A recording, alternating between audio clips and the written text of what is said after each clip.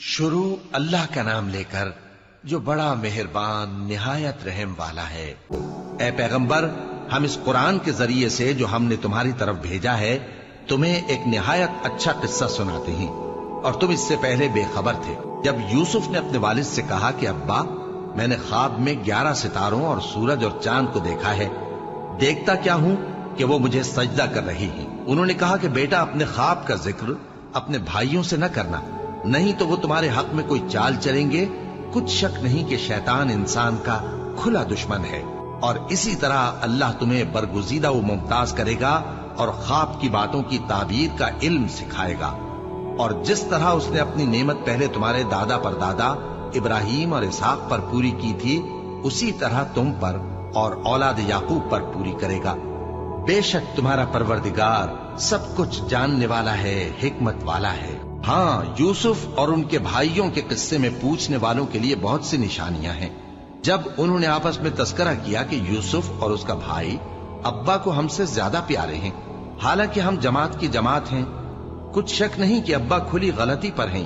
یوسف کو یا تو جان سے مار ڈالو یا کسی ملک میں پھینک آؤ، پھر ابا کی توجہ صرف تمہاری طرف ہو جائے گی، اور اس کے بعد تم نیک لوگوں میں ہو جاؤ گے۔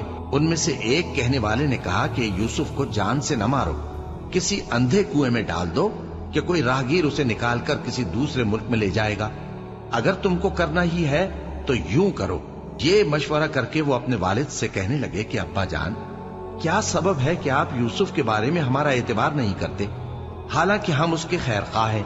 کل اسے ہمارے ساتھ بھیج دیجئے کہ خوب میوے کھائے اور کھیلے کودے، ہم اس کے نگہبان ہیں۔ انہوں نے کہا کہ یہ امر مجھے غمناک کیے دیتا ہے کہ تم اسے لے جاؤ، یعنی وہ مجھ سے جدا ہو جائے، اور مجھے یہ بھی خوف ہے کہ تم کھیل میں اس سے غافل ہو جاؤ اور اسے بھیڑیا کھا جائے۔ وہ کہنے لگے کہ اگر ہماری موجودگی میں کہ ہم ایک طاقتور جماعت ہیں اسے بھیڑیا کھا گیا تو ہم بڑے نقصان میں پڑ گئے۔ غرض جب وہ اس کو لے گئے اور اس بات پر اتفاق کر لیا کہ اس کو اندھے کنویں میں ڈال دیں، اور ہم نے یوسف کی طرف وحی بھیجی کہ ایک وقت ایسا آئے گا کہ تم انہیں ان کے اس سلوک سے آگاہ کرو گے، اور ان کو اس وحی کی کچھ خبر نہ ہوگی۔ اور یہ حرکت کر کے وہ رات کے وقت باپ کے پاس روتے ہوئے آئے، کہنے لگے کہ ابا جان، ہم تو دوڑنے اور ایک دوسرے سے آگے نکلنے میں مصروف ہو گئے اور یوسف کو اپنے اسباب کے پاس چھوڑ گئے تو اسے بھیڑیا کھا گیا، اور آپ ہماری بات کو گو ہم سچ ہی کہتے ہیں باور نہیں کریں گے۔ اور ان کے کرتے پر جھوٹ موٹ کا لہو بھی لگا لائے۔ یعقوب نے کہا کہ یوں نہیں ہے، بلکہ تم اپنے دل سے یہ بات بنا لائے ہو۔ اچھا، صبر کہ وہی خوب ہے، اور جو تم بیان کرتے ہو اس کے بارے میں اللہ ہی سے مدد چاہیے۔ اور اب اللہ کی شان دیکھو کہ اس کنویں کے قریب ایک قافلہ آوارد ہوا، اور انہوں نے پانی کے لیے اپنا سقا بھیجا تو اس نے کنویں میں ڈول لٹکایا، یوسف اس سے لٹک گئے۔ وہ بولا، زہے قسمت، یہ تو ایک لڑکا ہے، اور اس کو قیمتی سرمایہ سمجھ کر چھپا لیا۔ اور جو کچھ وہ کرتے تھے اللہ کو خوب معلوم تھا، اور انہوں نے اس کو تھوڑی سی قیمت یعنی معدود چند درہموں پر بیچ ڈالا، اور وہ اس سے بیزار ہو رہے تھے۔ اور مصر میں جس شخص نے اس کو خریدا، اس نے اپنی بیوی سے جس کا نام زلیخا تھا کہا کہ اس کو عزت و اکرام سے رکھو، عجب نہیں کہ یہ ہمیں فائدہ دے یا ہم اسے بیٹا بنا لیں۔ اس طرح ہم نے یوسف کو سرزمین مصر میں جگہ دی، اور غرض یہ تھی کہ ہم ان کو خواب کی باتوں کی تعبیر سکھائیں۔